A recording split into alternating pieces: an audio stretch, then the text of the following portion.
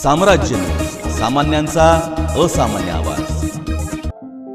राज्यात गत सप्ताहापासून बेमोसमी पावसाने थैमान घातले आहे। परिणामी शेतपिकांना मोठा फटका बसला असून याचे पंचनामे होत नाही तोच पुन्हा विजांच्या कडकडाटासह पावसाची शक्यता IMDने व्यक्त केली आहे। राज्यात मे महिन्याच्या सुरुवातीलाच तप्त उन्हाचा तडाखा असतानाच गत सप्ताहापासून बेमोसमी पावसाने थैमान घातले आहे। यात रब्बी हंगामातील केळी, बागायती पिकांसह ज्वारी, बाजरी, मका आदी शेतपिकांचे मोठ्या प्रमाणावर नुकसान झाले आहे। या नुकसानीची पाहणी संबंधित विभागाच्या अधिकाऱ्यांनी करत पंचनामे करण्यास सुरुवात केली आहे। मात्र याचे पंचनामे होत नाहीत तोच पुन्हा विजांच्या कडकडाटासह पावसाची शक्यता हवामान विभागाने व्यक्त केली आहे।